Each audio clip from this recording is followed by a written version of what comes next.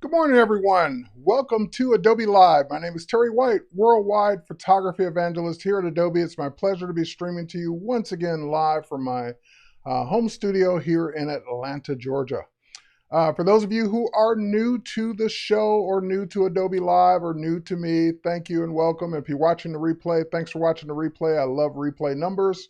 For those of you who are new, you may be watching this in a variety of different places. You might be watching it on Facebook. You might be watching it on YouTube. You might be watching it on LinkedIn. You could be watching it just about anywhere. But I do want to point out, if you are watching it somewhere else, somewhere other than Adobe Live, if you want your comments to be seen or you want your questions to be seen, head over to b.net/Adobe Live and sign in with your Adobe ID. And you can join people like Sam Peterson, Cody Bear, Stony Braswell, Sean Kozel, James, and Steve. They're all in the chat right now.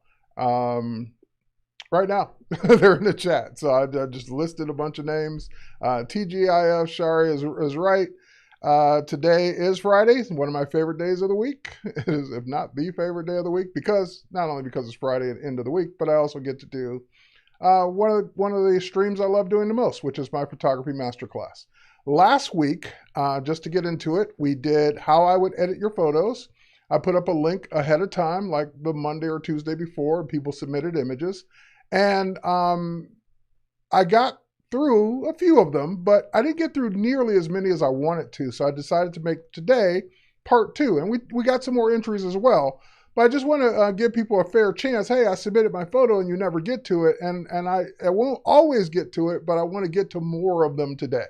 So my goal today is to do more of them quicker, as opposed to spending a lot of time on a single image. And there was a heavy retouch I did last week with that kid with the train and replacing the background and all that. And it was fun to do that. And it was fun. I was happy with my result. But again, that cut down probably on 3 or 4 images I could have gotten to had I not taken the time to do all that. So today, I don't want to cut out something that I would normally do, but I do want to do things a little quicker. So I'm not going to spend as much time belaboring points that you know that I do all the time. So meaning edits and things and features I show all the time.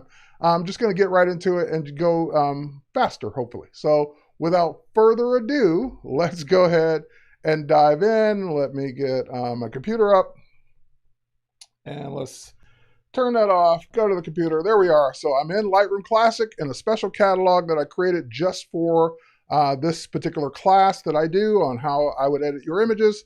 Again, a bunch of entries, some from this week, some from last week, some from weeks before. So I kind of get to some of those images that I never got to, including some of the ones from last week and of course some new ones from this week. Now, I will be going back and forth between Lightroom and Photoshop, like I always do. If I could do it all in Lightroom, I'll do it all in Lightroom. If I can't, then I'll go to Photoshop. So let's get to it. So this first image, let's go full screen. Nice. I love dogs. So that's why I like doing this one first. I'm going to go ahead and hop over to the develop module. And in the develop module, again, a couple quick things. It's a JPEG, so I'm not going to choose a raw profile, but let's go ahead and do a couple things real quick. If there is a lens correction to apply, I'll go ahead and apply that. Let's go back to basic, and I will almost always do an auto tone just to see what Lightroom gives me. An auto tone, yeah, did a good job. So the next thing I might do, and this is, I start to look for things that bug me. The thing that's bugging me about this image is that it's a slightly crooked. Or maybe the landscape is just going down at an angle, but it looks crooked. So with that, I will hop over to my crop tool. I will grab the angle, and I will just, the angle tool, and I will drag it along what I think should be straight, and then Lightroom will straighten it out based on that. There we go. And you're going to lose a little bit of the edges of the image, and that's okay. I'd rather the image be straighter than crooked, and the dog doesn't care. He or she is happy, so we're just going to go with that. Now, the auto tone did a really good job. There are a few of the shadows that are being clipped or filled in. I can hover over this triangle in the upper left corner to see that. And I'm just going to drag right below that triangle to the right to kind of remove some of that clipping. The warning goes away, so I know I know my shadows aren't being clipped. Now, the only other thing I might do with this particular animal here is when I'm working on animal photos, I usually like to brighten up and sharpen the eyes a little bit. So for that, I'm going to go ahead and go into my adjustment brush. My adjustment brush has presets. I'm going to go ahead and set the exposure preset, and we're just going to move it over to lighten. And all you're doing by choosing a preset is you're turning off everything else. So if I, for example, go over to highlights, it does highlights and turns off everything else. If I go to exposure, it does exposure and turns off everything else. So that's all I want to do. All right, the next thing I want to do is I want to go ahead and just, I'm going to make that brush a lot smaller. Let's just bring that brush size way down using my left bracket key on the keyboard next to the letter P on an English keyboard. All right, so with that, I'm just going to go ahead and just a couple quick brush strokes into the eye. And again, if it's too much, I'm not worried about that because I still can adjust how much I'm applying just by dragging the exposure slider. So that's darkening the eye. We don't want that. We're just going to basically lighten the eyes up a little bit. And while we're here, we can go ahead and add a little bit of, we can add sharpness to it. And I love sharpened eyes, but because it's, eyes, we can also add a little bit of texture. Now, the only other thing I might do real quick on this image, and then we're going to move on, is I might go in and grab my spot removal tool and just go ahead and click on, I don't know what this is in this tree, but it's kind of distracting. So we'll just click it and just remove it just like that. That's it. That's what I would do to this photo. I could always go do more, but those are the main things I would do. Like I might go into Photoshop and remove the collar. So again, it's just, those are the fundamental things I would do. Could I do more? Sure. But then we wouldn't get to other photos. So we're going to stop on this one. This is our before, our after. So just look at the eyes. That's the before. That's the after. Just brightening up those eyes a little bit. And you could tone down that sky. You could even replace that sky in the background. A million more things we can do, but we're going to move on. All right, so let's move on to the next photo. That's what I mean by going faster this week. So this particular photo, I don't know, it's a castle or house or school building. What is it? I don't know what this building is, but it's a building. And so let's go ahead and do those same kinds of things. Let's see, this is a raw file, so I will go in and I will look at my lens corrections just to make sure that, yep, see, enabling that profile correction kind of straightens out the image a little bit from a bowing standpoint and removes some of that vignetting caused by the lens around the edges. All right, so now that we've done that, we're going to go into our camera raw profiles, and we're going to go into, let's do landscape. And this landscape's gotten a lot better over the last couple versions. And last but not least, just like the last one, this one's definitely crooked. I can see the ground going to the left there. So we're going to go to crop. We're going to go to angle. Once you see a crooked horizon, you can never ignore it again. And we're just going to go ahead and straighten that out using the angle tool, which I love, love, love, love, love. Oh, the only other thing I might try while we're here, since it's a building, is I might go into my transform, there we go, and I might do an auto upright just to see if it straightens the building looking like they're leaning in, the towers, like straighten those up a little bit, and it did do just that. Steve, you're right, that was one happy doggo. Why can't I store adjustment? So John's asking a question about the presets. Why can't I store adjustment brush presets in Lightroom like I can in Lightroom Classic and Camera Raw? Because it's just not a feature yet. If there's how come I can't do something in the newer version of Lightroom? Keep in mind, this version's, I don't know, 15 years old, a lot of time to get a lot of stuff in. That version's only a few years old. Not a lot, not everything's in yet. So that's why, just because it hasn't happened yet. All right, next up, let's go in and look at the sky. Now the sky is kind of So I would replace that sky because I can now so easily. But before we get into all that, let's go back up and do our things. Let's go into, we didn't do our auto yet. And we also didn't look at the white balance. The white balance is as shot. I might try daylight. I might try cloudy because it was usually, cloudy's like making it a little too warm. So I might go into daylight on that one. And that one's pretty cool. Okay, so next up, let's go ahead and take this over to Photoshop with everything we've done to it thus far. That would be a Command E on my Mac. It would be a Control E on Windows. That will take a copy of the raw file over to Photoshop. So I don't usually duplicate the background because it's a copy already. And so I like while I'm here, this little spot in the road, just because it's obvious, I'm just go ahead and remove that with the patch tool. I was even already on the patch tool. Cool for me. Next thing I will do is I will go into Edit, Sky Replacement, Feature in Photoshop. It will look at the sky. It will use the last sky I used, which that isn't appropriate for this image. You can go in and look at the skies we have. So we have blue skies, spectacular skies, sunsets. Those are the ones that come with Photoshop. You can import your own skies. So the only downside to importing your own skies is you have to have them as JPEG files on your hard drive and import them. The good news is that every time I've shown this in the past, when people ask about importing skies, I would have to give the one caveat that you can only do one sky at a time. Now that's changed. You can do up to 5,000 skies at once. So you can grab a whole folder of skies, shift click all of them, or Command A or Control A to select all, import them all in. I highly recommend you create a folder first, like I do have Terry Skies. Then click on that folder, click the plus sign at the bottom, and add all the skies you want. So if you have a collection of skies, you can bring them in faster now.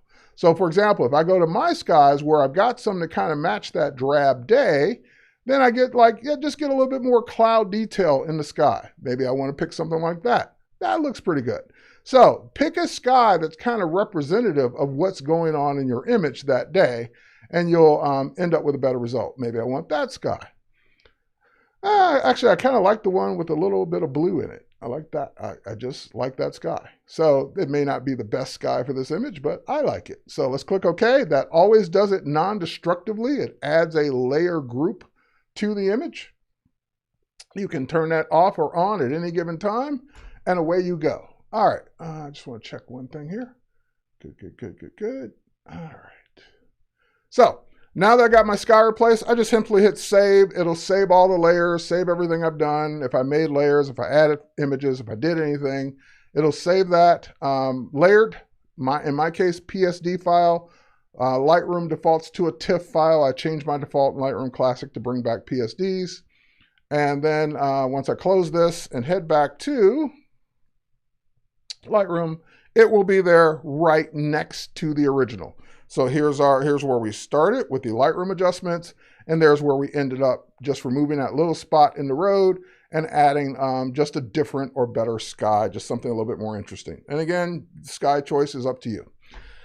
Moving on, let's get there quicker. All right, let's go to this image. I love when people submit portraits. I don't get enough portraits, so for the last couple weeks, people have been submitting portraits. Thank you, because it's my favorite subject to edit. So this looks like, I don't know, I'm guessing a wedding type portrait. And one of the things we can see clearly is that there's a piece of equipment that is in the frame. It could be a softbox, could be a reflector, who knows, but whatever it is, it needs to not be there. And one of the things you might be tempted to do right off the bat is just go ahead and crop it, right? So let's say we grab crop and we crop over. Yeah, you're cropping it out, you're getting rid of it, but you're also getting rid of part of her dress. So in this case, this wouldn't be an opportunity for crop because crop is going to remove something you do want. Now, if it were in the top left and maybe I can crop down a little bit, but it's on the top and the side, so cropping's not going to do it. But let's go ahead and do the other things we need to do first. So while we're at it, again, lens correction, boom. And by the way, I could have made a preset so I import all the images and they come in with the lens correction applied and with everything applied, but then you wouldn't learn. So let's go ahead and make this Adobe portrait. And last but not least, the white balance looks okay. I'm not seeing any bad white balance. So let's go ahead and hit auto exposure or auto tone, I should say, and that will adjust all of these sliders. I may or may not like or agree with what it did. Maybe I think it brightened it a little too much. I can pull it back down a little bit. Maybe I think it also brought the whites up a little too much. I might bring those back down a little bit. Okay, I'm cool with that. Now, I've done all the things I want to do in Lightroom, so the next thing I will do is go ahead and just head over to Photoshop to get rid of that box. So I could use the spot removal tool in Lightroom, and it would probably work out okay since that box is pretty isolated. But I'm probably going to go to Photoshop for a couple more things anyway, so I might as well get rid of the thing or get rid of the box and do the things I want to do on Photoshop. Your point of horizon on that sky. Okay, so that's a statement by someone. I'm not sure what you're meaning by that, other than my point of horizon might have been off. All right, so let's go ahead and grab that that thing with the patch tool. We're just going to pull it straight down, and that will patch it right out of there. See how easy that was? No futzing around with the spot removal tool. It's just done. Now, I'm zooming in on something I see that you don't see because it's not on the image. It's on my screen. So just remember, clean your screen. Here's a little, I use iClear. I'm not sponsored, but anyway, iClear. Just as a quick, like I'm seeing spots on my screen that I'm thinking are need to be retouched out of the image. They're not in the image. They're on my screen because when I zoomed in, they didn't move. All right. But while we're zoomed in, we can take care of a couple other things here. Hang on, let me just clean your screen before you retouch. All right, next up, clean your display before you retouch. Next up, I just might patch out some of this wrinkle stuff. I'm not gonna take the time to do it all, but that would be, again, falling under the category of what I would do to this image. So I would just start patching out some of these little fine wrinkles in the dress just to make it cleaner. Just using the patch tool, dragging the wrinkles to areas that aren't wrinkled and replacing them. Stuff like that. And again, you would take your time and do it all. I'm just going to do a few of them. Now there's some natural ones here, but I'm just going to leave that and just maybe get rid of that one. Leave that, get rid of that one. All right, the rest looks good. That looks good, top looks good. We'll get to the subject's face in just a moment. Just want to get rid of some more of these wrinkles in the dress. So again, it's just rinse and repeat. You would just keep doing this until you got them all. I'm not going to get them all, but it's kind of like addictive. Once you do one, you can't stop. It's like a Lay's potato chip. All right, anyway, I'm going to stop because, again, for time. But let's go ahead and zoom in and take care of some of the hot spots and things here. So, deselect. Okay, hot spots. So what I mean by hot spot is this very bright spot on her forehead from the flash. That's from the strobe. What do you do when you get a slightly different color when using the patch tool? I would switch to either mode from either normal to content aware or from content aware to normal. So in this case, we got a hot spot, and I showed this, I think, last episode, or I don't know, I showed this recently, where I want to kind of tone down that hot spot a little bit, and I could do it a couple different ways. I could try it with a patch tool, since she's got a area right next to it that's not a hot spot. I could also try it with a clone stamp tool on a different mode. So, I don't know, let's try the patch tool first. So, patch tool. And again, the problem is not having enough skin to drag it over to. So you might have to do it in pieces. Actually, that did okay. That wasn't bad. I was prepared to undo it if I didn't like it, but I'm okay with it. Then we do the nose and kind of get rid of that and just kind of get rid of some of this. So the other technique that I showed last time was with the clone stamp tool. So let me show you that on the tip of the nose. So we're just going to the stamp tool, hit the letter S, set your mode to darken, which I did. Set your opacity to 40%, which I did. Bring down your brush size to whatever you need, which I did.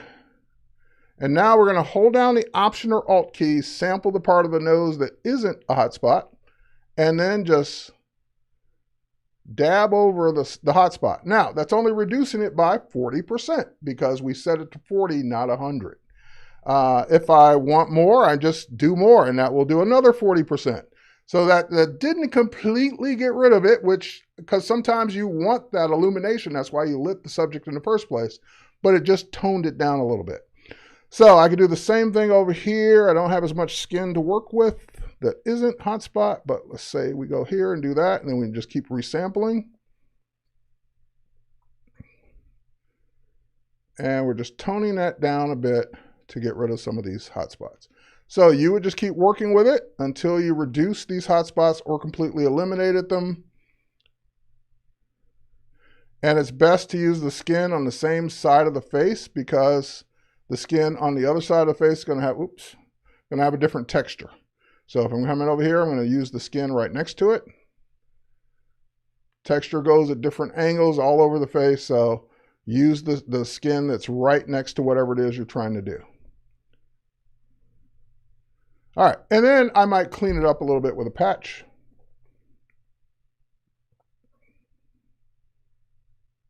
Just patch it out to kind of even it out.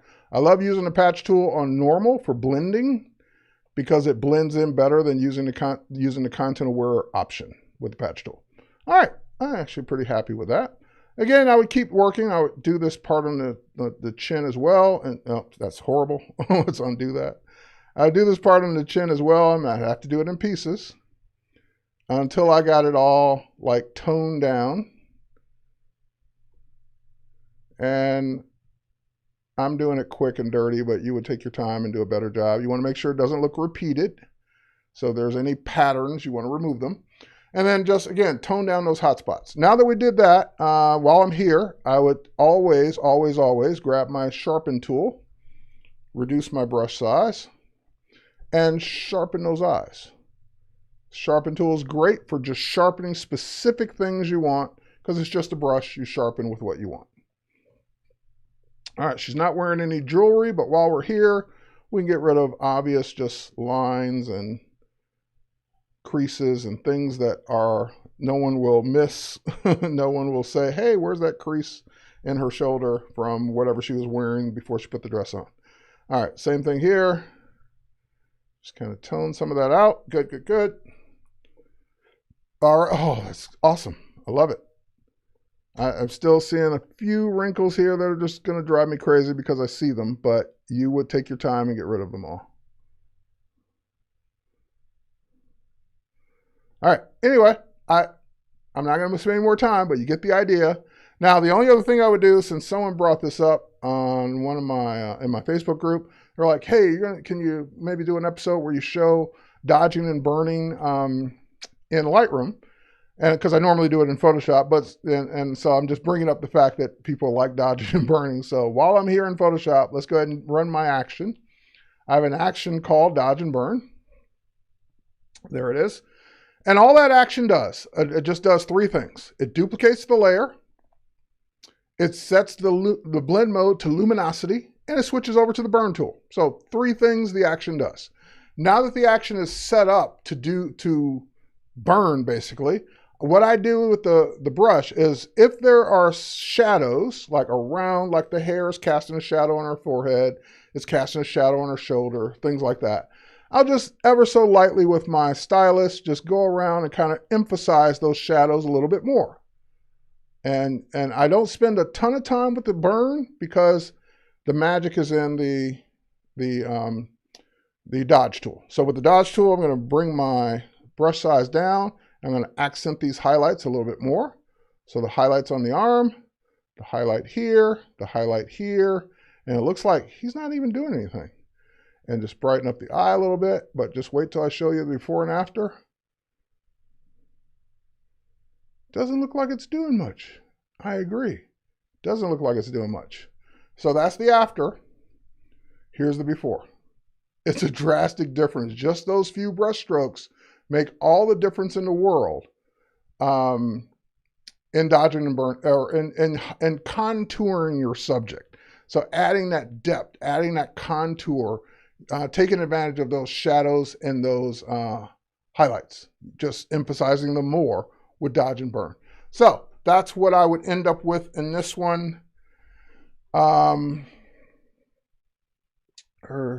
hair looks cool. Dust on the lens, yep.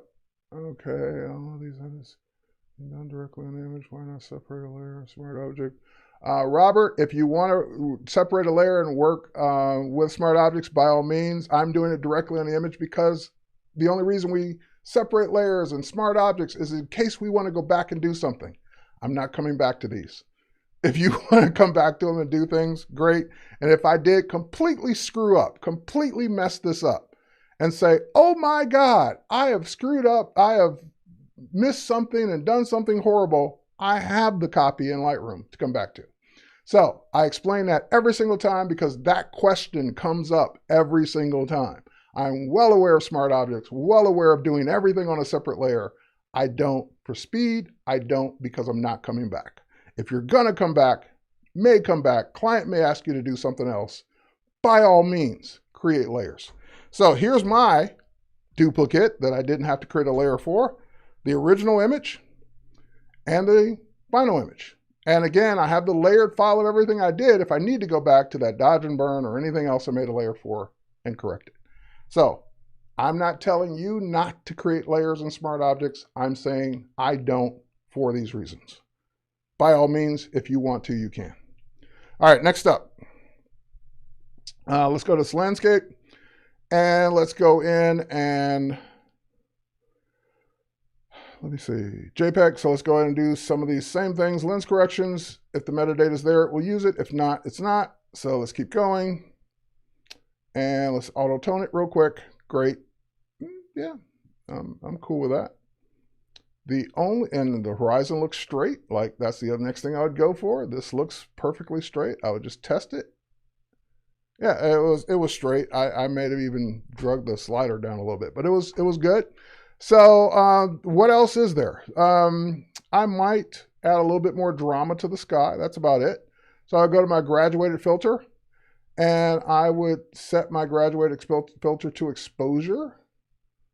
And I might go the other way and pull that down. And again, I can play with that and adjust it. Too much.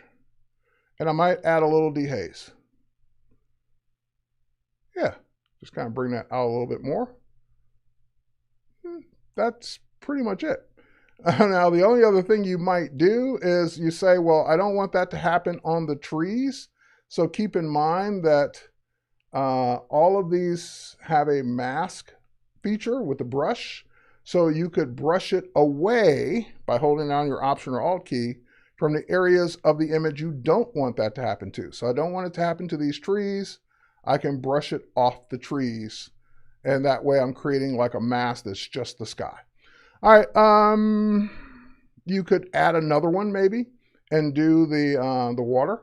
So for the water, I'm going to not do exposure. I'm going to do temperature. And I'm just going to pull up from the bottom this time. And that way I get some nice blue water. So again, just how much temperature you add is up to you.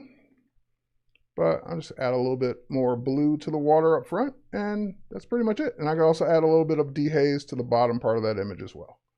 So let's go to our dehaze. All right, cool. All right, next up, and see if I lose any shadow. I'm losing some shadow detail in those rocks, but not in an area that I really care about, but I can go ahead and fix it. And that's it. Develop, before, after. So again, taking the image out of the camera wasn't bad at all, but just adding a little bit of juice to it in Lightroom can just make it look better. That's all. Just a few little tweaks. And I'm, now that we're here, now that I'm looking at it, I might go ahead and add a little bit of vibrance to it too, because I do like overly vibrant photos, but that's just a personal preference. So now this is our before, kind of dull, kind of drab, kind of okay. Nothing wrong with it. That's the way it came out of the camera, and just adding a little bit of juice to it. All right, next up. Now this one was submitted from someone I know, and she asked a very specific thing that I normally would not do, but she asked me to do it, so I'm going to do it. I think it's her daughter in this image, and she says, my daughter never smiles. Can you make my daughter smile? And I normally, hands off, not trying to make women smile, not trying to make anyone smile unless they ask me to. So she asked specifically for this, making that very clear. All right, next up. So this was, I know this is a JPEG, so let's go ahead and do, I doubt if there's a lens correction to be done with it because it was probably shot on a phone. Yep, nothing to do with that. So let's go ahead and hit auto. and auto didn't do much. So the only thing I would do now is I would just start to say, okay, how much of this image do we need and how much do we not need? So I might go to my crop tool. What's the keystroke? What's the keystroke I'm using to show the before and after in Lightroom? Let me show you that in just a second, Mary Brown. Hang on, I'm just going to crop down a little bit, and I'm going to crop in a little bit, because it's really about them, not about the other stuff in the frame. All right, and there we go. So the key I'm using for before and after in Lightroom is the / key. So the key under the delete key on your keyboard, on a US keyboard. Because I used to give out those keys, and people would say, I don't have that key because they're in another country, they're on a different keyboard. So I always say on a US keyboard, it's under the delete key. So it doesn't show me the before and after the crop. It's only showing me the before and after the tonal values. Now, speaking of tonal values, like the dresses look like they're the right colors, temperature and all that. I'm just going to grab my white balance eyedropper just to check, because they might have a little bit too much blue in them. That's a lot, too much warm. Let's pull it back just a little bit. So it warmed him up based on where I clicked. And I'm just going to bring it down just a little bit, because that means that the temperature was off. It was just a little too cool, too blue. All right, so now I got that. Okay, so now let's get to I'm assuming the rest are smiling, so I'm assuming this is the one she's talking about, because she's also the one looking directly at mom's camera while the other three are looking at someone else's camera. All right, so let's go ahead and Command E, PC Control E. And I didn't get this dialog box earlier because they were raw files. Because this is a JPEG, it's saying, do you want to edit the original? No, I don't. Edit a copy with the Lightroom adjustments so I don't have to duplicate that layer. So that's why. All right, so that will edit a copy.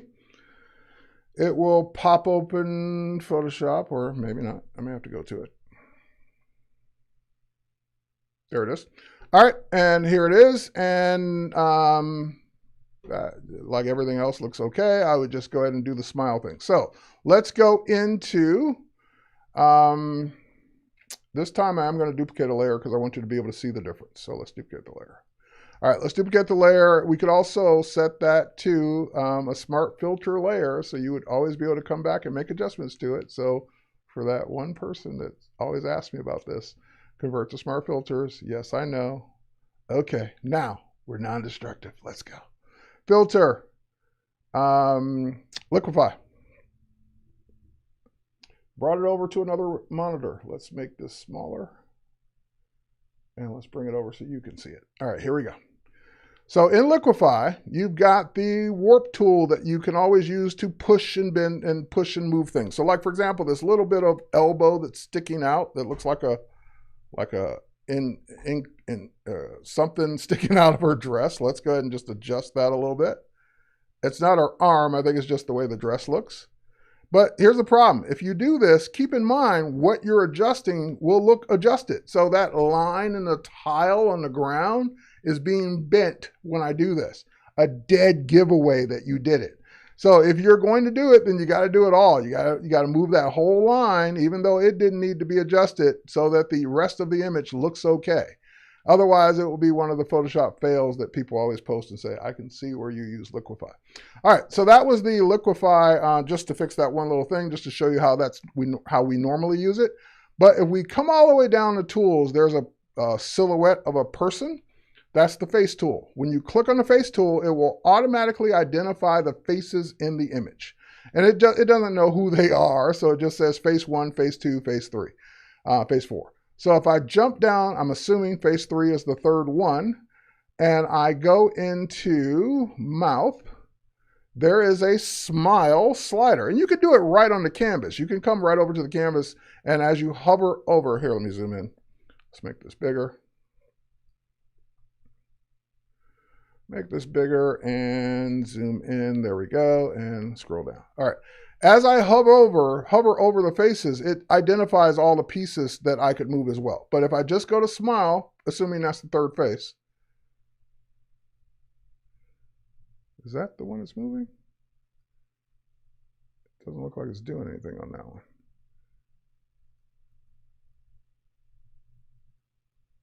All right, I'm just going to do it manually because I'm not sure which face it's working on. So I just basically twirl this up or down. You can see it. Here, if I zoom in, it's kind of fun. And move down. There we go. If I twirl this up or down, you can actually see it doing it. Now, it's not going to break off into a full-blown smile. That would be a neural filter. But we can just make her look a little happier based on what her mom asked for. This is mom requesting this, not me. I would have never even touched this. All right, that's pretty much it. Like, just because, again, she's not showing her teeth, so there's not a whole lot we can do. We just make her look a little smilier based on mom's request. All right, everybody else looks good. Everybody looks good, but mom wanted that specific feature on this specific photo. Now, while I'm here, I would probably also go in and I would just remove any spots, but because it's a smart object now, I've got to go in. I can't paint on this. I've got to go into the actual image. Yes, I know, don't show me that again, and do it there, because that's the downside with working with a smart object, is because any pixel level edits you do, you still have to do on the image inside the smart object. All right, yes, save it, close it, come back, done. And again, if we zoom in, before, after. That's all, just a small little tweak. All right, saving that one. And Brace is also a neural filter will. Yes, neural filter will add teeth. No, I'm never going there to show you that, but yes, it will. I shouldn't say never, but I'm not doing that on this image. And let's go ahead and move on. All right, next up. This particular image was this is just begging to have stuff removed from it. But let's go ahead and do the stuff we would normally do first. Auto tone. And I'd probably adjust the exposure just a slightly bit more. And what's driving me crazy in this photo is the obvious, the pole, the wire, the big distractions there. So I would, number one, I would say, do we really need, oh, sorry. Hit the wrong key. I would say, do we really need all of this image? Or do we need the street? So I would start cropping away some of the stuff we don't need. All right, so now that we did that, I would go in and say, next up, let's get rid of the wire. So Command E, edit a copy over in Photoshop.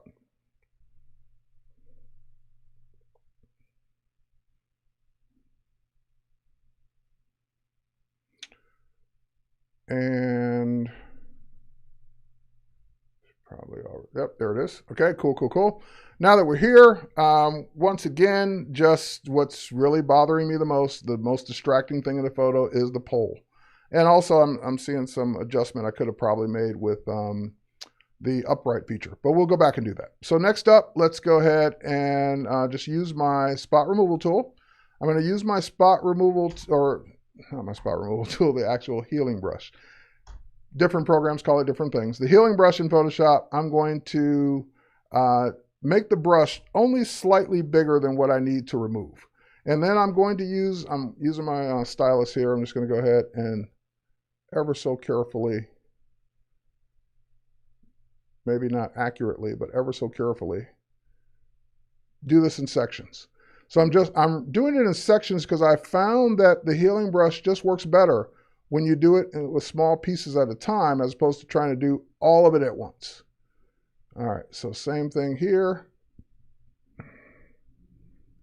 This giant distracting wire that has no purpose in the shot. All right, and I missed pieces, so let's go back and get those. Maybe I should have made my brush a little bigger. All right, and I will make my brush bigger for the pole. There we go. And then we're going to do the pole in sections as well.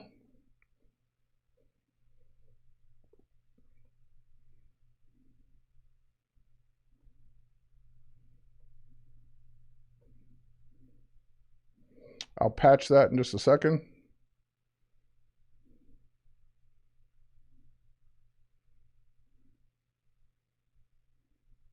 Tricky part's going to be the train itself, not making it look like it was repeated.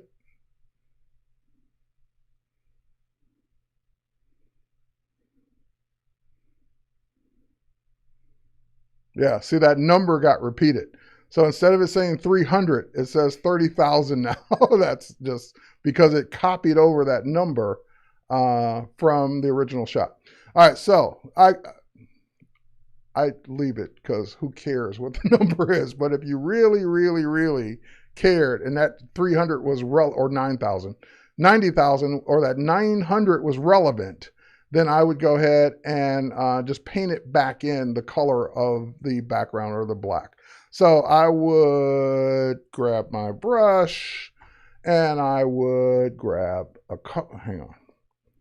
grab my brush. I'd grab a color, holding down my Option or Alt key to use the eyedropper. I just kind of sample that same black that was there and I would just paint it back in.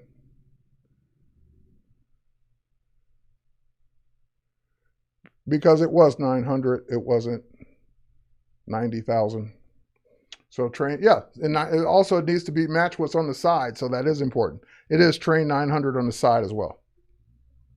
Now I duplicated the window too, but oh, hang on, wrong color.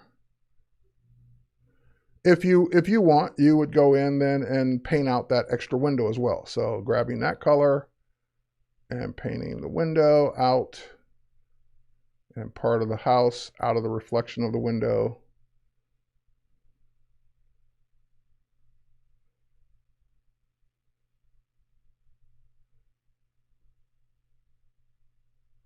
And you would take your time and do a better job. But you got the idea. So that, you know, the main thing was getting rid of the pole.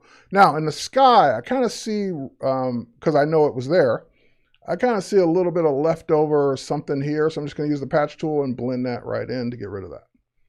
And that's what I would do to this photo. So I would get rid of that distracting thing so you can enjoy your train, and I would save it. And I would come back to Lightroom, where I've got my before and after. So let's see. This is our before. That's our after. Getting rid of that pole. And while we're here on the after, I would go back in one more time and I would apply a little upright to this. I would try auto. Yeah, because that house, church, whatever that is, looked like it was leaning over. So that's better. All right. Or insert a tree. Too much noise, blah, blah, blah, no chainsaw. Or insert a tree in front of to cover the post. That would be way more work because the post was simply easy enough to get rid of. All right, next up. I got a few more minutes left, so good. We're cranking through a few of these much faster than I was last week. This photo caused me to pause because while I can do my normal adjustments to this, so let's go ahead and knock out a few of those. Let's do our lens correction. It's a raw file, great. Let's do our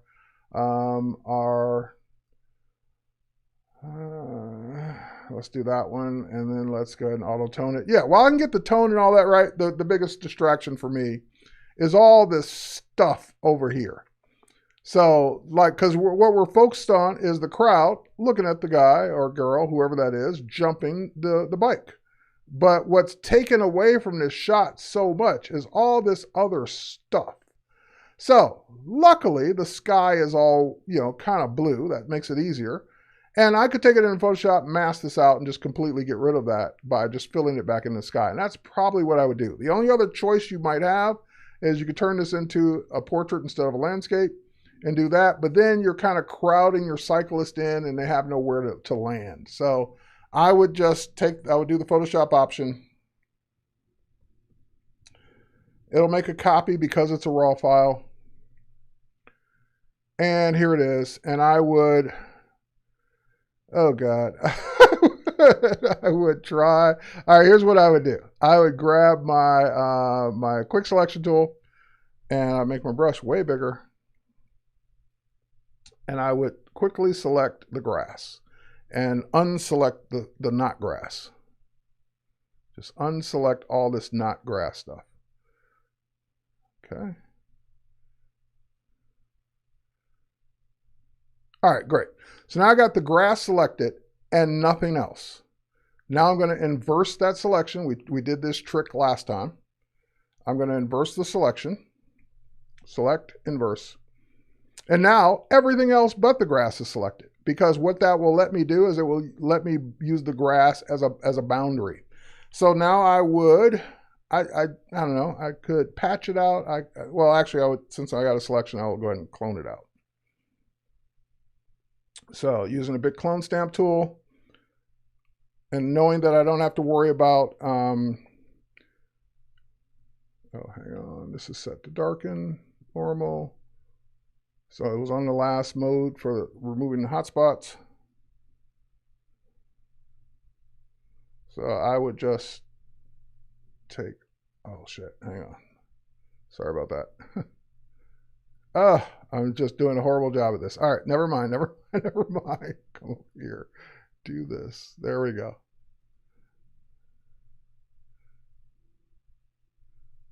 All right, getting there, just picking multiple sources to clone from. Don't worry about it looking like, you know, it's too blue or too dark. We will fix that in a minute.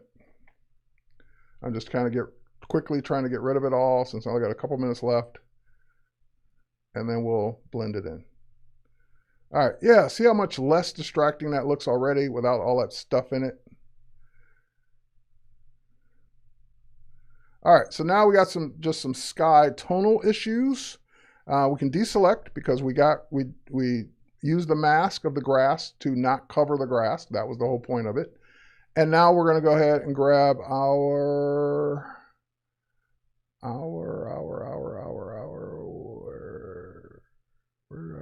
where did I lose it? There is my patch tool. All right, with my patch tool, I'm just going to blend some of this stuff in. There we go. So we don't see a distinct line where I had darker sky and lighter sky. And again, you take your time and do a better job, maybe even of the cloning to begin with, but I'm fixing it after the fact. There's a little stake or something in the ground here. Let's just patch that right out. And same thing, you'd zoom in, make sure you got it all. I'm just doing a down and dirty job just to make that better. All right, now you want to see a trick? Let's go in and use this is just a bonus trick. I'm going to go in and use my, do I see it there? I don't see it. This is a problem when you make your own custom toolbar. You have to remember where you put tools. All right, I'm going to use, nope. Maybe I didn't even put it on this toolbar. Let's go see. No, it's there. I'm just not seeing it. Okay. When you can't find a tool, here's another bonus trick. I know the tool's there, I'm just not seeing the icon because I'm in a hurry. Content aware move tool. Take me to it. It was right there all along, I just didn't see it. And we're going to take our cyclist. We're going to move the cyclist up. We're going to make our cyclist bigger, up. And the content aware move tool does just that. It lets me take something I select, move it, resize it even, and automatically fill in where it used to be. So that's our new cyclist. And I might, need to go in and do a little touch up around my selection because the sky is different, and just kind of patch those out. So now it looks more, now keep in mind, the people are looking where it used to be, so that's going to be a giveaway. You might not move them so far, or him or her so far, but you kind of get something bigger, cooler, like that fills the frame a little bit more. All right, so that's my take on that image. I think I moved them over a little too far based on where the people are looking, but really you're going to be looking at this, not so much where the people are looking. But if that's bugging you, don't move it over so far. All right. So again, big difference from where we were. This is where we were. This is where we ended up. Before, after. Just getting rid of all that garbage on the left-hand side that doesn't do anything good for your shot. All right, next up. We got time. We got 5 minutes left. What can I do? Oh yeah, these can be quick ones. All right, so this one's a nice waterfall. Did the right thing with long exposure. So again, I might just make sure there's nothing. Yep, see, lens correction did a nice job in uncurving that image out a little bit more.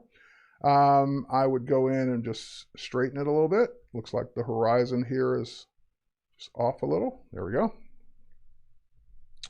And I would go in and, I don't know, my white balance.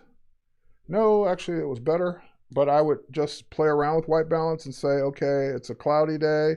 That's too warm. It's a daylight day. That's a little better. I kind of just adjust the temperature of this image a little bit more to kind of tone it down from being too blue or too yellow.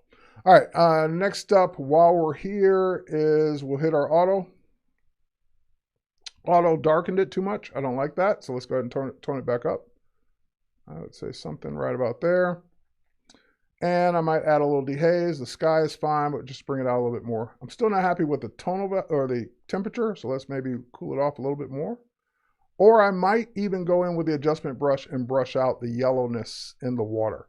So because that's really what's bothering me about it. If I were to go here and just go to temperature on the blue, and I would just go in and just, that's too blue, obviously, but I would take, that's comically blue. I would take that temperature way back down, that's too much, and just kind of maybe even take some of the saturation down of that color. Yeah, let's bring the saturation down and just kind of, all right, maybe not temperature, maybe saturation. And just kind of tone that yellowness down a little bit. So I would play around with that and kind of get the effect I'm looking for. Now that I've straightened it, actually, though, I'm not really happy with it. I think you were better off about there.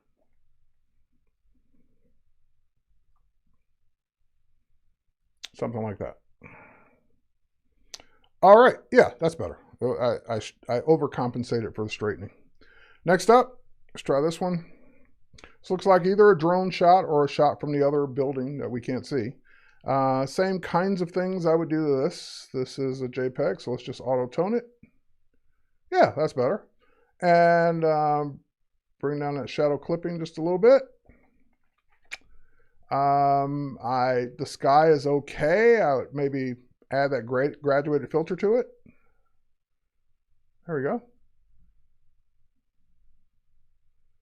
And yeah, that's it. That's about all I do to that photo. Next up, and by the way, for those of you who are like, what's the before look like? That's the before. So it's just a little too highly contrasted before. That's the after. Just bring out some of that shadow detail. Look at the trees, especially down at the bottom part of the trees. Look at how much detail we brought out just by increasing that shadow detail using the auto tone or just dragging the shadow slider over. Okay, Maurice says, oh, that's Maurice's shot. He said, yes, a drone shot. Maurice, I don't know, again, I don't know what the event was, but the only other thing I might do personally if I was trying to capture the building is I might remove the banner. But if the banner is important to the event, then yeah, keep the banner. But otherwise, looks good. All right. I already know what's going on with this. This is the same guy standing in front of a different train, number 757. This must be the conductor or something because he's wearing the same shirt. There's some obvious things going on here, so let's just quickly auto-tone that, maybe bring up the shadows even a little bit more. Okay, and just he's got spots on the shirt, so that's the only thing bugging me about this shot. So Command E, edit a copy. Get rid of the search. There we go. And just let's get rid of some of this. So we're just going to patch it out real quick. Patch it out real quick. There we go. And just kind of getting rid of, I guess they're sweat spots. Let's make it look like not such a hot day. We've all been there. I've been there many times where I don't usually wear light color shirts outside for this reason. I try not to anyway.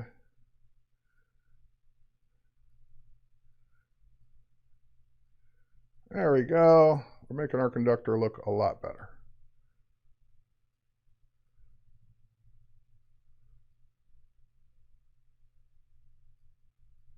All right, take your time, get it all, but 10 times better that way. While we got them here, I might go ahead and run that dodge and burn real quick. And this time I'm just going to switch right to dodge and just come over the face just a little bit. Just dodge some of that shadowness. His hat is casting shadow in his face. Just brighten that up a little bit. And save and close. And it's a wrap.